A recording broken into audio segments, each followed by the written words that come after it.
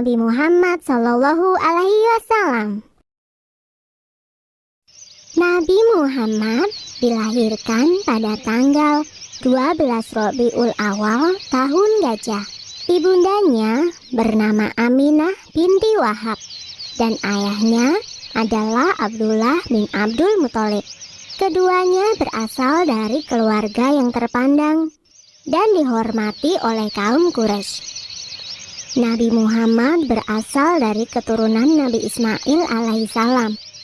Namun sayangnya, Nabi Muhammad dilahirkan dalam keadaan yatim karena ayahnya sudah meninggal sebelum ia dilahirkan. Sesuai dengan tradisi, setiap bayi yang lahir akan dititipkan pada wanita padang pasir untuk diasuh dan disusui. Maka, setelah 3 hari dari kelahirannya, Nabi Muhammad dititipkan kepada Suwaibah, dan setelah itu diasuh oleh Halimah Sa'diyah. Nabi Muhammad diasuh oleh ibu susu hingga usianya 2 tahun. Ketika Nabi Muhammad berusia 6 tahun, ia diajak oleh ibunya berziarah ke makam sang ayah di daerah Yatsrib.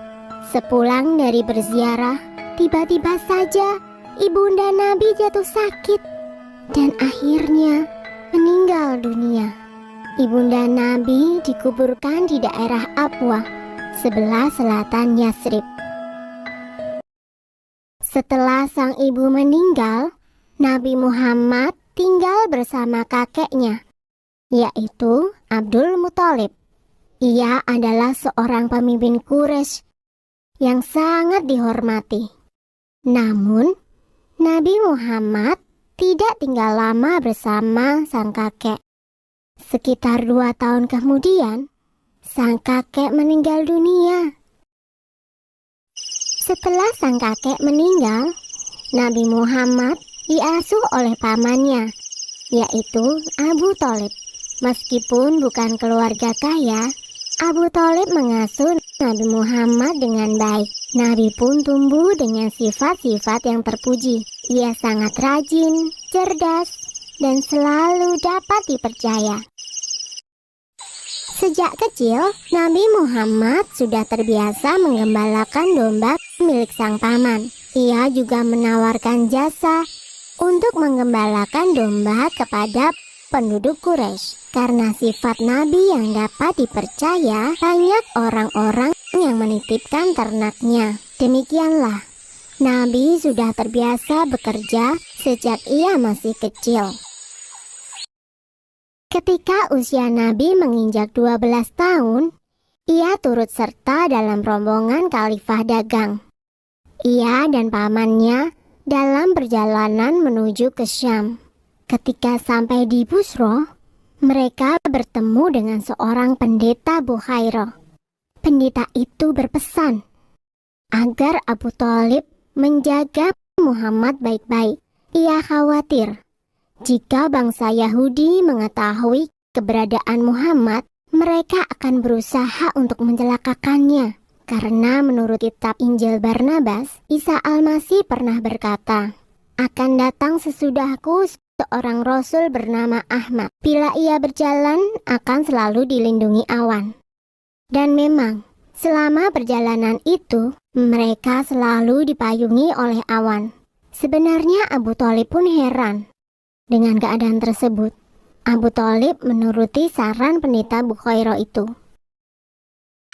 Abu Thalib selalu berhati-hati dalam menjaga Nabi Muhammad. Karenanya, Nabi pun tumbuh menjadi pemuda yang istimewa. Ia berbeda dengan pemuda lainnya.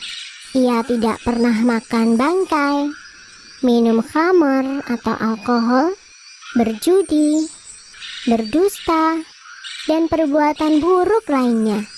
Di tengah masyarakat Quraisy, Nabi Muhammad mendapat julukan Al-Amin, yang artinya dapat dipercaya. Ia juga tumbuh menjadi pemuda yang pandai dalam berdagang.